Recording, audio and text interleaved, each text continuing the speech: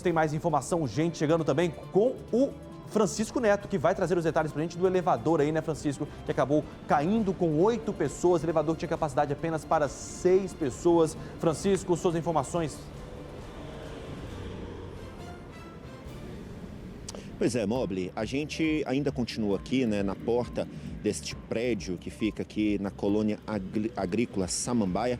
Esse caso aconteceu ontem por volta das 10 horas da noite. Esse elevador, ele despencou com 8 pessoas dentro. Como a gente vê até o momento, foram 2 pessoas atendidas pelo Corpo de Bombeiros. Nós falamos com ele aqui mais cedo no DF Alerta e ele informou que atendeu 2 pessoas e as outras 6 que estavam neste elevador estavam tranquilas. Lembrando que uma tem suspeita de fratura nas pernas e foi levada para o hospital e o outro não quis atendimento, mas ele teria batido a cabeça.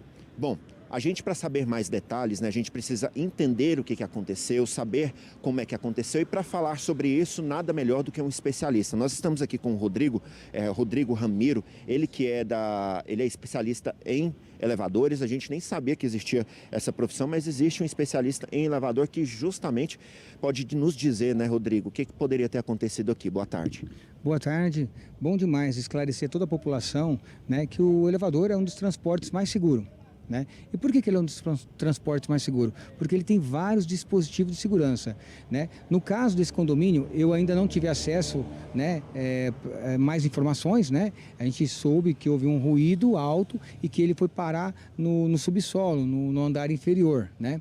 E aí tem que avaliar os motivos da causa que houve essa situação. Né? Mas uma delas a gente pode confirmar que o freio de segurança, que é um dispositivo de segurança do equipamento, funcionou. Né? Além do freio de segurança, caso o freio de segurança não funcionasse, tinham outros dispositivos. Por exemplo, o para-choque, no final existe aquela mola que segura e amortece a cabina. Né? Agora, por que levou a isso? Né, eu não tive acesso, mas o que pode ter levado é a velocidade ter passado a velocidade nominal. Por exemplo, se a velocidade nominal do carro do elevador para andar a 1 metro, se ele andar acima de 1,3, o freio de segurança vai acionar, que é um dispositivo de segurança. Então, a pessoa que está no equipamento, ela está no lugar seguro, né? Agora, precisa verificar a causa raiz, né, que levou esse elevador a passar da velocidade nominal. Rodrigo, o Corpo de Bombeiros mais cedo falou até com a gente aqui, inclusive no DF Alerta, falando sobre o excesso de peso. Teve 8 pessoas dentro de um elevador com capacidade para 6. Você acha que também pode ter motivado isso? Sim, isso é um dos fatores, sim, que leva a essa situação. Quando há um excesso de peso, por quê? O elevador foi projetado para 450 quilos, ou seja, 6 passageiros. Né? Se está com excesso de peso, tem alguns fatores que podem acontecer. Primeiro, o escorregamento, tem que ver a relação de polia com cabo de aço, tem que ver se a manutenção preditiva, preventiva, corretiva está em dia, né? Isso é importante. Todo local que tiver elevador tem que ter uma empresa responsável, a manutenção tem que ser feita uma vez por mês. Então, o fato do escorregamento é uma situação, o fato de ter passado da velocidade, né?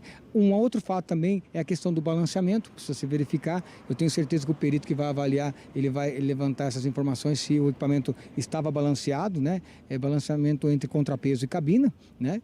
E é isso. Então, são os pontos que podem ter levado. Agora, precisa verificar. É importante esclarecer a toda a população que o elevador é um dos transportes mais seguros. E o que ocorreu nesse condomínio aí, daqui uns dias a gente vai ter informação mais precisa, né?